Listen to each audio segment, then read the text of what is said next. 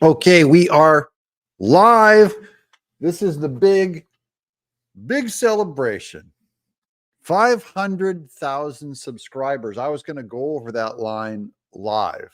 There it is. Look at Richard Cranium. That is a cranium. Yay, you are first. It's true. My people all come in, get in here. There's Pink 13 Fe. Hello, Doug. Hello. If you have not joined our channel, please join our channel. No, I actually, I'm not asking you. I promise not to beg. How's that? You don't have to join our channel. I have a I just have to tell you about the membership. $5.99 a month. It's just how you help me pay the bills. It's not a big deal. I'm not in trouble. I'm not in trouble if I don't get your money. I am in trouble if I don't get your views. So thanks to all of you who view for free.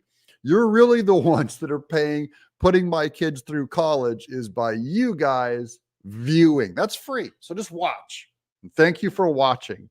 Now, subscription wise, we now have 500,000 subscribers, 500,000. We just ticked over it today. I can't believe it.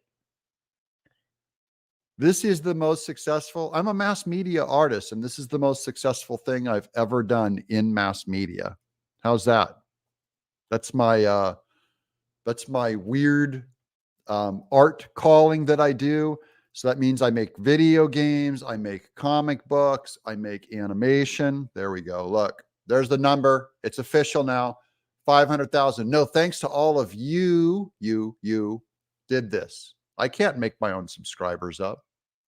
The salt must flow. MAGA felon 2024, salty Badlands. It is true.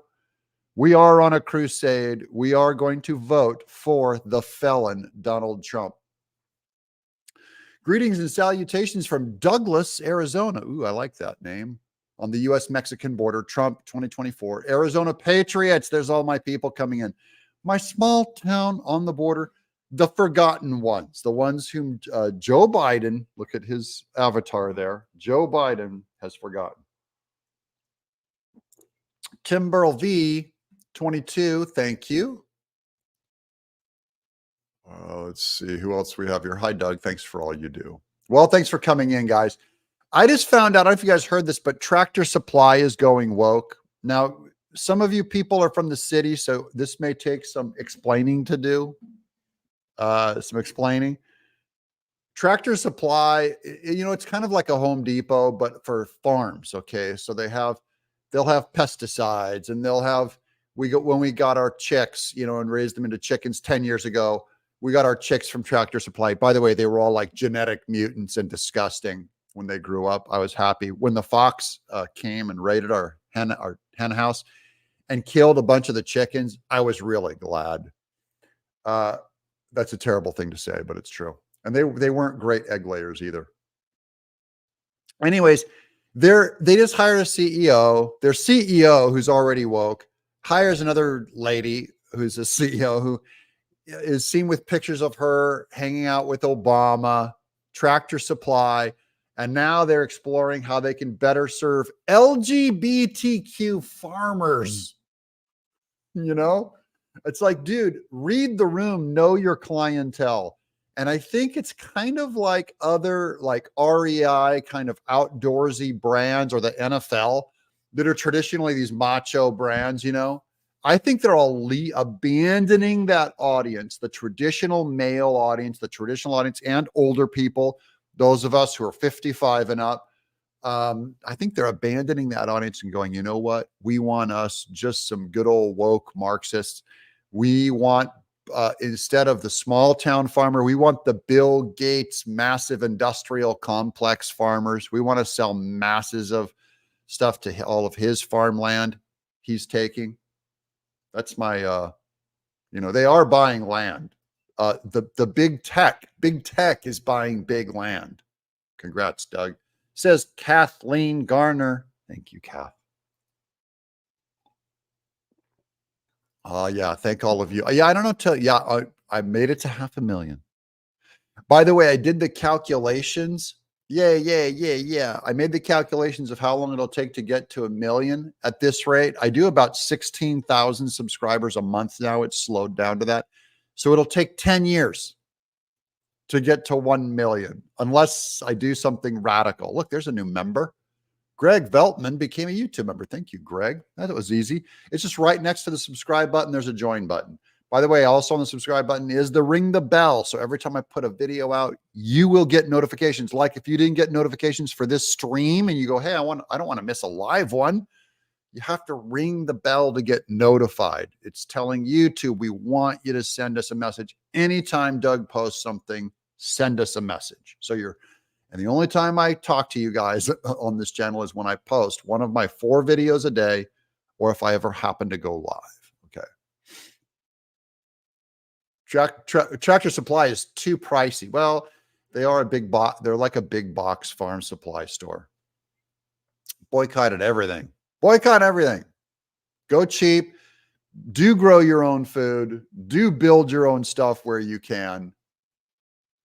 We've gotten so soft, guys, that I can't like do the electrical work in my own house. I would never like throw the power off, go in, change wires and stuff and put in fuses. My dad would do all that. My dad was a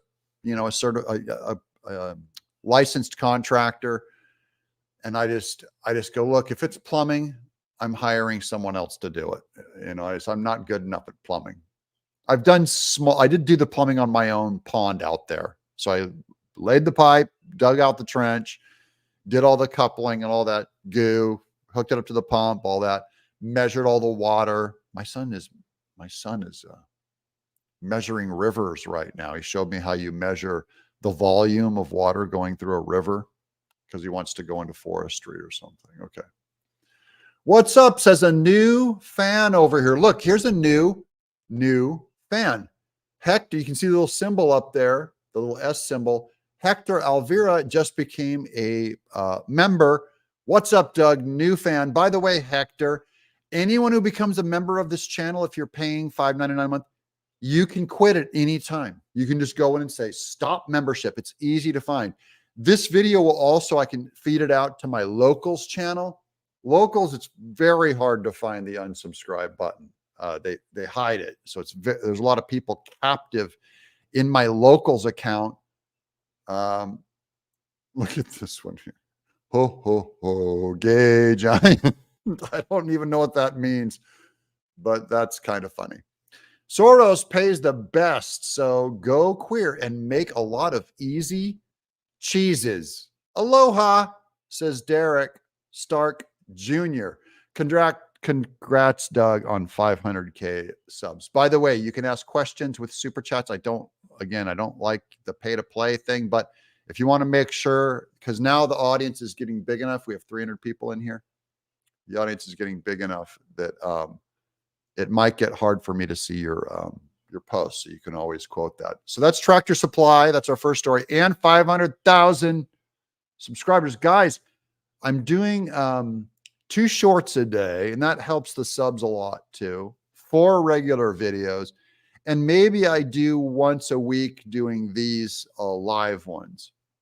Yeah. Oh yeah. Hit the like. There you go. Thanks, Annie. Oh my gosh, I almost forgot. Annie, V14 right there, taking care of business. Hit the like. I appreciate that. Thank you. Okay, let's see what else. Oh, I can take this off the screen now. Well, we're still celebrating, so I'll leave it back there. Small. Doug, is there something I should know? Every other day I get unsubscribed. That I don't know what's happening there. I don't know. I know that it is not. I know people accuse YouTube of doing it a lot. Wait, there's Michael. Hold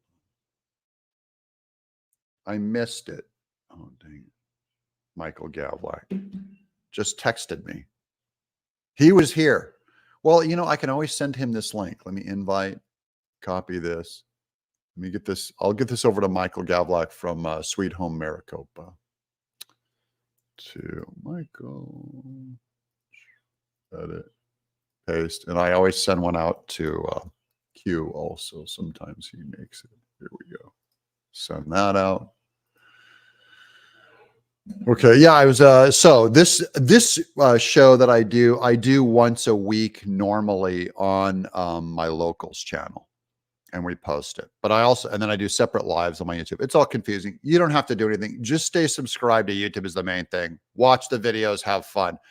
By the way, my audience is one of the more active audiences. You guys are among the most social, chatty audiences, which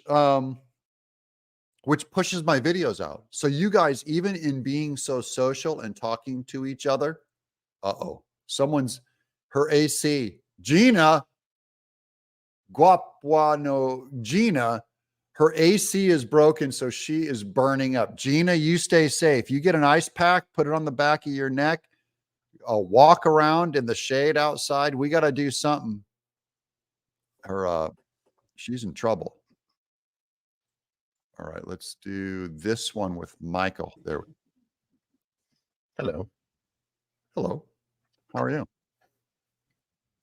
What are you doing? Did you send me 2 links this morning?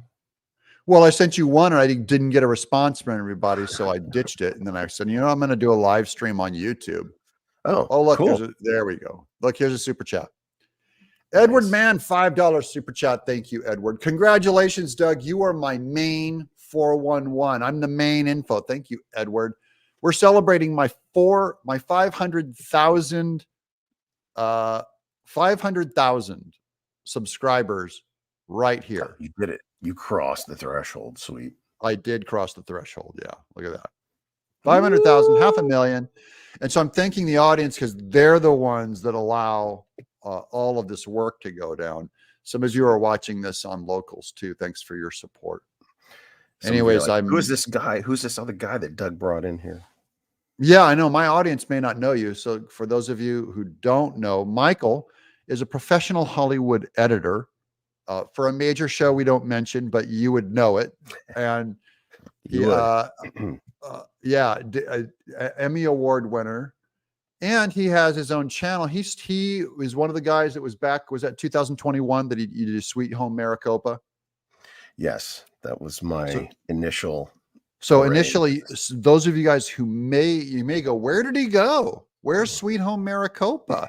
So he covered a lot of the Arizona election stuff. We've all had multiple strikes, multiple whatever. Well, Michael and we're over on locals and we do this weekly show. So that's why you guys may not have seen it, because no one watches my locals channel. And this will get put out on locals. This is also going out on YouTube, Michael, just so you know. Okay, so be careful. A little more careful. I know how to monitor my speech. Yeah, monitor your speech. Don't blow it all up. Don't blow up the business just yet. But you also have a YouTube channel here on YouTube. And what's that called?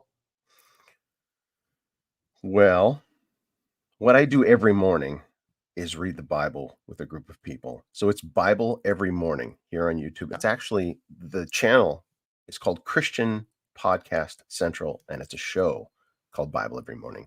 You'll find it if you just look up Bible Every Morning channel. Every morning live at 8 a.m. Pacific time. So if they put in the YouTube search Bible Every Morning, you're going to come up. I believe so. Or Christian Podcast Central. Yeah, that's the channel name. Yeah, your branding is just atrocious. It's shocking. I see why you're an editor and not in content presentation or actual mass media. There's a long story behind it all, trust me. Okay, can you one thing I'd like to interview you about as an editor is, can you tell the audience like a big principle of your editing? Because you have to edit for how many people watch your TV show, the professional work you do? Well, it used to have 5 million live viewer. Oh, it's a TV show that's broadcast, but we also have the digital side. So but it had 5 million views, probably a more day. So it was a huge primetime show.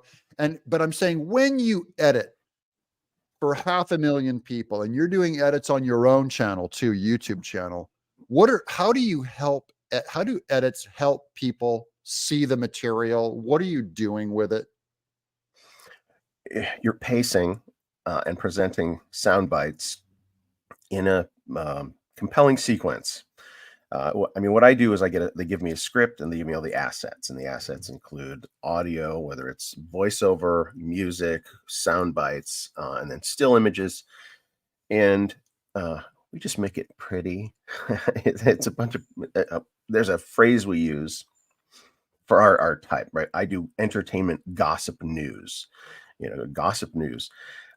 We are turd polishers, right? The content that we are told to put out is just, I am not the demographic. I don't care about it, but there's cross section of people that care about what Hollywood celebrities are sleeping around with who and all that. And so we make that Kardashian stuff. Yeah, we make those turds and we polish them and make them nice and smooth and pretty. Well, I mean, to be fair, I wouldn't call it turd. I would call it polishing McDonald's. Yeah. Because it's not exact. There is trash to it, but it's more like give the most common people what the most common people want. And you have to edit in a way that the most common people can digest. Right. Yeah. Or it's going to go over their head. So for instance, these interviews that we do not edit. Right. There's no editing. And so it might seem to drag or get boring or have no point, no push, no drive. Those things don't often happen live unless you're an incredible improv performer. Right. So we don't leave any dead space, but there's a fine tuning to it, right?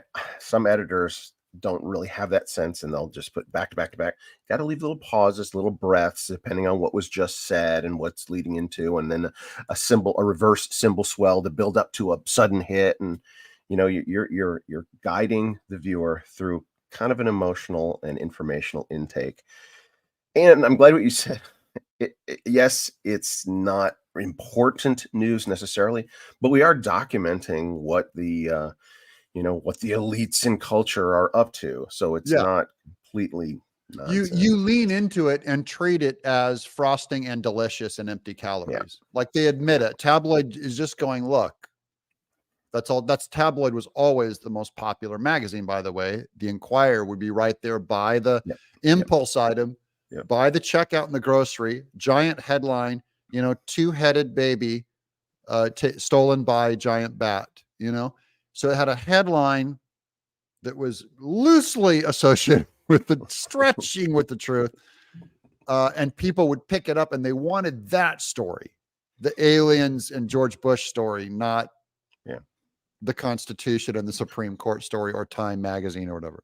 Well, the particular show I work for, I'm actually pretty happy that it's not as salacious as some of that. It's not as,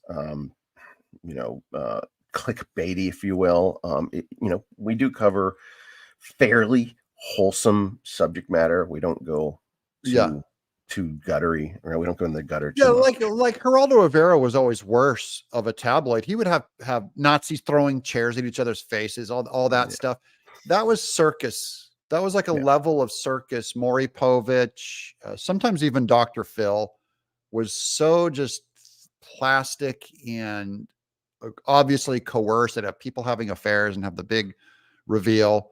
That's different than reporting on what Kim Kardashian's makeup line is doing. Right. And then here's an example. How could you win an Emmy for doing what I do? Right. Well, we submit one episode per year, and it's usually an obituary, right? Some well-loved, well-known, famous person has passed away, and that episode's always heartfelt. It's always sincere and heartfelt, and those are the ones that win Emmys, and tear jerkers or whatever. So you know how to work it. So, anyways, I just think it's pretty cool to have a guy in Hollywood doing conservative running news, although you're also a filmmaker doing your Armenian genocide project, which I don't talk about on this channel only because this political audience, same way I don't talk about comic books, this audience is not interested. The big audience is, but not this audience. You know what I mean? But you're also a filmmaker. So I just want to let people know that you are a filmmaker over at This Way Pictures. This Way Pictures is my production company. I do have a website. It's a kind of a landing page for my project. Yeah. So on film, that's on Culture, I watched Rebel Moon, the Zack Snyder 2-parter. It's a 3-parter, but 2 of them have come out. Yeah. Yeah. Okay. Yeah. And I have no interest in the 3rd part. I had no interest in the first one after 10 minutes. Yeah, I watched it. It was it wasn't bad. It just, there was nothing good. Like, it was just regurgitated, pointless. You know, even Lucas, people talk about Lucas being a terrible storyteller, but he had a cause and effect that drove the characters forward to the next iconic event, right? Yeah. And Zack Snyder does not get that at all. Like, he does not know. He just thinks the character is going from one action scene or terrible emotional scene to another action scene, terrible emotional scene. I'm going, whatever because he thought he was going to make that into a Star Wars movie. Yeah, they pitched it and as whatever Star he Wars. thought Star Wars was, it is not Rebel Moon.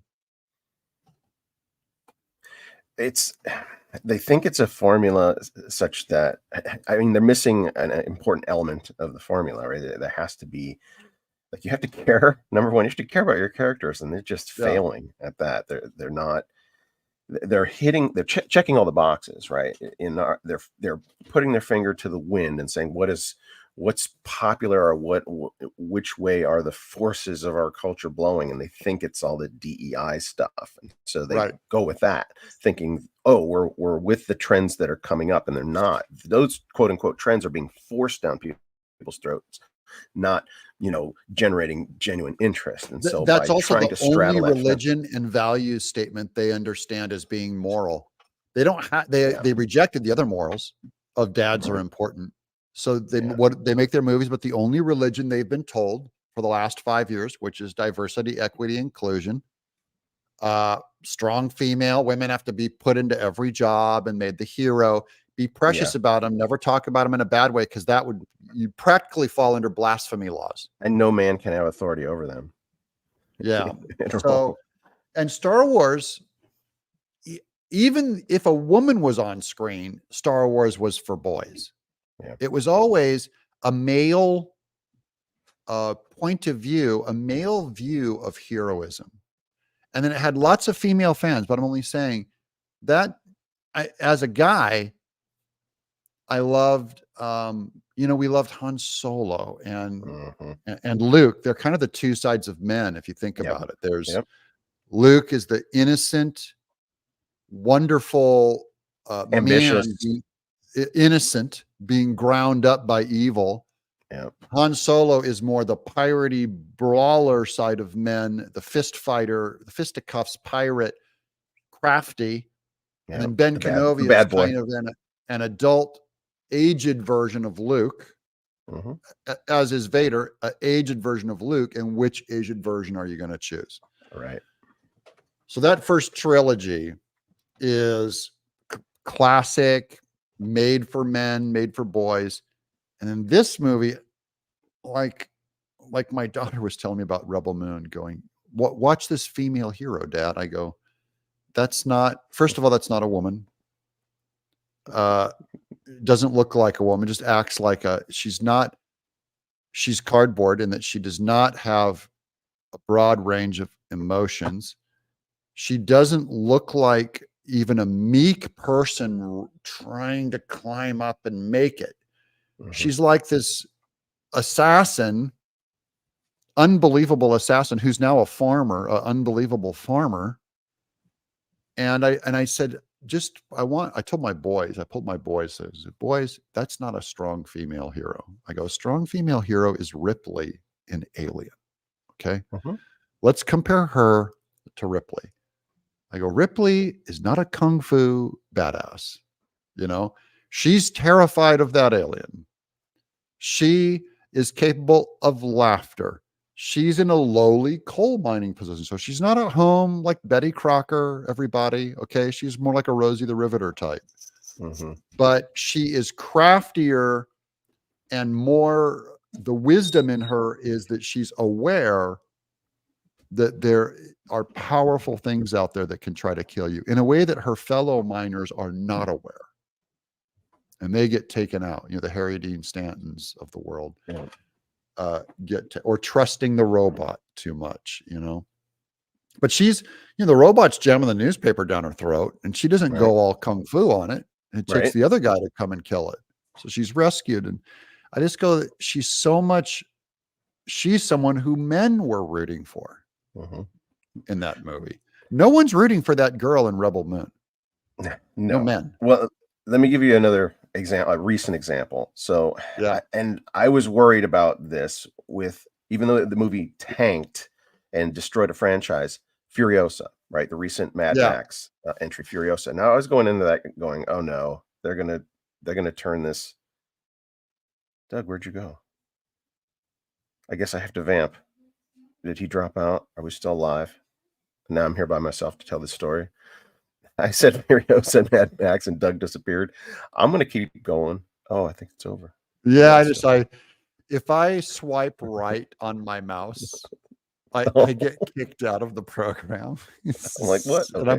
And I'm always fidgeting on my mouse, so it just sweeps me right out of the program. And then I just leave the room. I'm like, I got to get back into my show. But there's a counter. And okay, Furious, I'm sorry. I didn't see it. I did not see it. So I went into that purely, you know, I've got an evening to myself. I'm going to take a friend. I'm going to see how, because I know Miller, or the director, they try to do as much practical effects as possible mixed with the digital. And so I'm going to go watch and see how this is. And I know it's a female. Oh, I am, you know, woman, strong, independent. Well, it turns out she's not, right? She's not strong. She's not lifting guys and punching them out and choking them out. And like, that's the thing. It's totally unbelievable that a woman could throw 4 guys. That's what's happening in Rebel Moon, right? That she's just a man that we're calling a woman. Furiosa, actually, it's her weaknesses that make it more suspenseful, and was actually a decent film. Fortunately, the film cut off because somebody pulled a fire alarm, and I didn't get to see the end because I'm like, I know how this ends. I don't need to see any more. But it wasn't what I thought it was going to be. It wasn't the feminist equal. You know, that may be why it tanked. People didn't want to go see the female character, but as it was portrayed, it wasn't, you know, I'm better than all the men. It wasn't. Well, I didn't even, I liked the Tom Hardy one, but I didn't think it was all that. You know, I love the car stunts and stuff, but I thought it was too much Furiosa and not enough Mad Max. Right. And that was another reason. This is not a Mad Max movie. This is some female character that they're shoehorning into the franchise. I'm tired of it. Yeah. You know, everyone wants to see, you know what we want to see. I'm not recommending the movie, by the way. I'm not. Don't go see it. Everyone who has seen Mad Max and Road Warrior want to see, what is Mad Max doing now as an old man in the desert? Yeah. Okay. He hasn't died in the franchise. So I want to see that guy making his way. What's he doing now? That is the only way. That is the only way this franchise can now be resurrected. And don't put it past him. Mel could do it. Single-handedly. He could own the franchise by himself. Yeah. Yeah. Which I think. So you watched Rebel Moon. You watched 2 full episodes. Rebel Moon. Oh, it was hard to stay awake. And I couldn't. But it's not terrible. It's just, it's so, they not steal.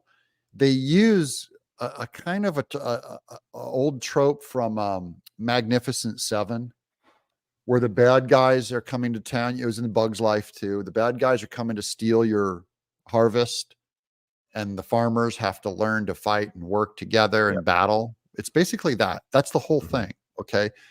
But now you have this unbelievable concept, which I don't believe in believability either. I don't mind if it's a total stretch, you know, if there's nothing, you know, nothing believable about it. But in this case, they have these giant space Nazi cruisers, right? The bad guys. They visit this planet. They find out they're wheat farmers, and they say, we're going to come back in this many weeks and get the wheat that you're going to cut. Okay. And they just show them cutting wheat and threshing it and grinding it into flour. And I'm going, this is a giant, like a ship the size of Texas, like nuclear thermal ship. And they're way out, in this way out beyond territory to these human farmers with a tiny farm about the size of my hometown of Turlock or maybe Denair, with a few hundred people to farm it. And really, I'm like, they're out there for a couple hundred bags of flour. Is it the rare substance in the universe? They're going to go sell it because that's what I mean. I wish it was like, see, Dune has spice. We get Dune. It's supernatural spice that lets you bend your mind and fly in space and do math. This is flour. I mean, they show it. They're out there with sickles, cutting it, threshing it, grinding it, and putting it in flour sacks. I'm going, this is like, I'm a seed, we're seed farmers. Yeah. It's dumb. It's just so, because they have these amazing futuristic Nazis, right? They're space Nazis flying this giant ship, to get this grain. Literally, like has like the Nazi, hat, trench coat, and technology of wires that can resurrect the dead, and these priests and lasers and stuff, and they need flour. It's just, I'm going, Zack Snyder, you're the dumbest writer. You're dumb.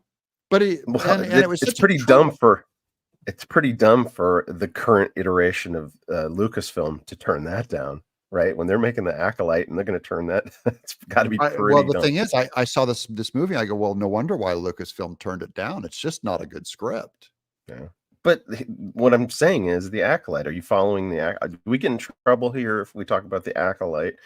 I love that. Jeremy, okay, so Jeremy, I have not seen the only thing I've heard about the Acolyte is everyone hating on it online, and I totally believe them that episode 3, that space witches created Jedi magic or whatever, space lesbian witches. Immaculate conception. The Force is responsible for creating humans, which is just blasphemy. Right, 2 lesbians can get together now and have babies. Is what it is. Basically. There's Richard Lazura. Didn't recognize Michael at first. Yeah, he's growing his hair out long. Yeah, he's doing full director. Yeah, he's putting on his director costume. I'm all in. Hey, congrats, everybody's congratulating me. Thank you guys for 500,000. Thank you guys for 500,000 subscribers. I couldn't do it without you, and of course by you watching for free. You kill. Okay, real quick, wrap us up on the Acolyte, which is, by the way, just branding wise, a terrible name for a show. Yeah. Star Wars is made for 3rd graders. Star Wars.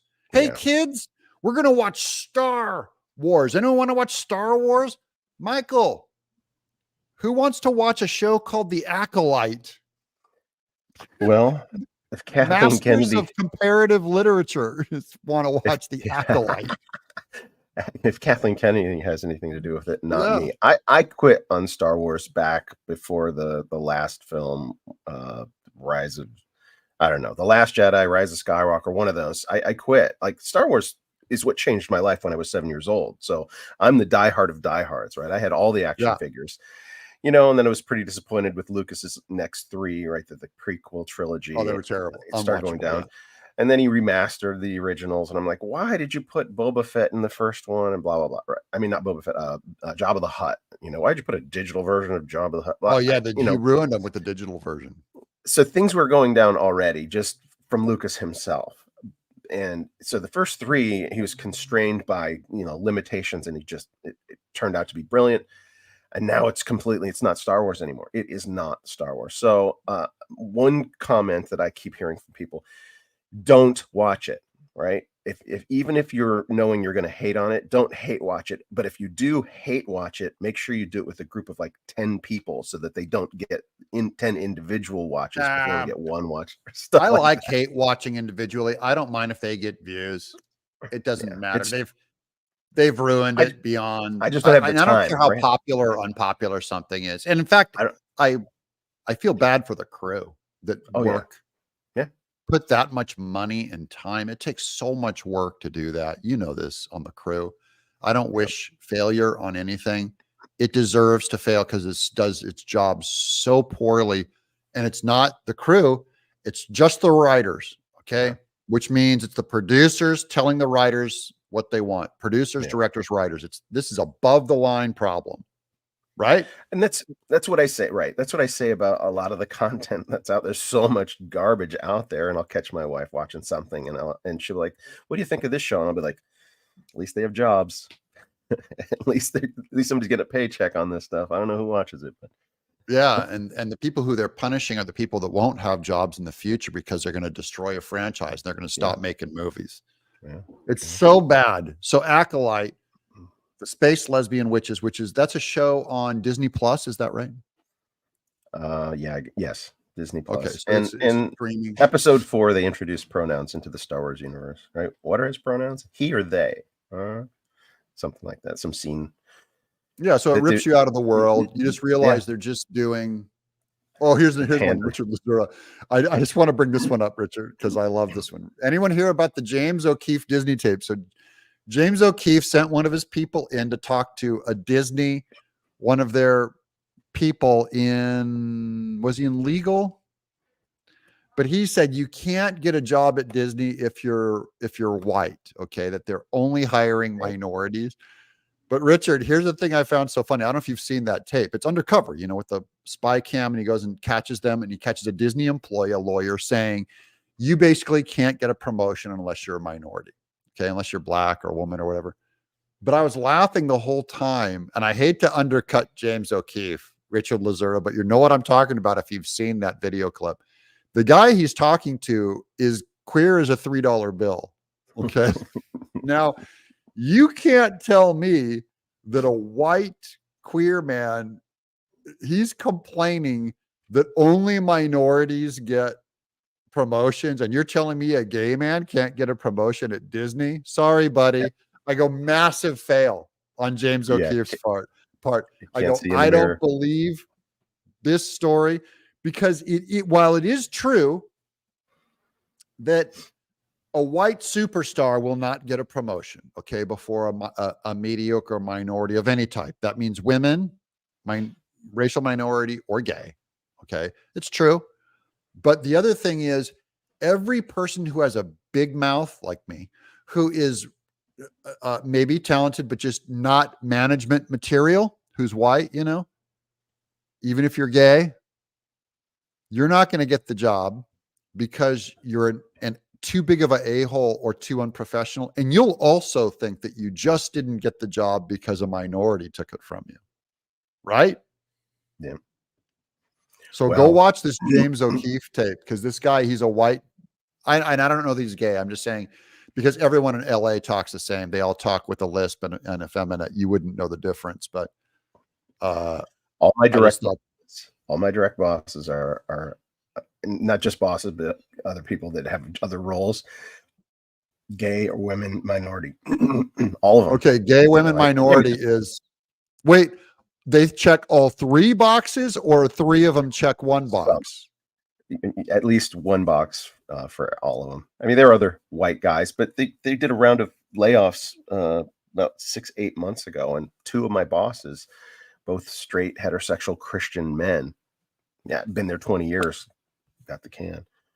So wow. Well, that is true. It is true that Disney prefers DEI. I'm only saying this guy is not the guy you want to make. The guy is not the guy you want to make your case. Flamboyant white lawyer.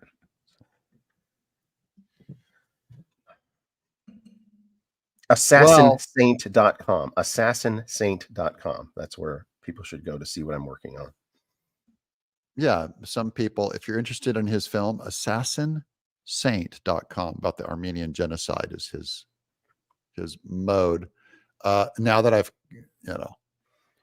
right, here's, though the honeypot was a woman. Okay, there you go. Oh, Richard, you're right. The James O'Keefe, the person interviewing this guy, the spy, is a woman. And that's what always, so she's probably a beautiful woman. That's what always gets them to over confess on James O'Keefe. So that's a good point too. If he's straight and white, though incredibly effeminate, talks a lot with his hands. That's a lisp. All of those Okay. indicators. Yeah, there's a lot of energy. He has a very clean bathroom. Doug, it's an honor to be on here for your He has a small dog. 500,000th subscriber. This is incredible. 500,000 subscribers. Thank you all. We're gonna wrap this up, and I will download this. So this goes out on YouTube, and then I'll download it and we'll send it out on our Locals channel too. Thank you guys for watching. This has been Doug in Exile, and over on Locals with my buddy Michael Gavlak here. And Bible Truth every Social's morning. not here, but usually he is. Bible every morning. Every morning. Right now, I jump at 8 o'clock. I'll be there. It's both on Sweet Home Maricopa and Christian Podcast Central, so you can catch it in both places. God is in control. This has been in control. the Friday Morning Fiasco.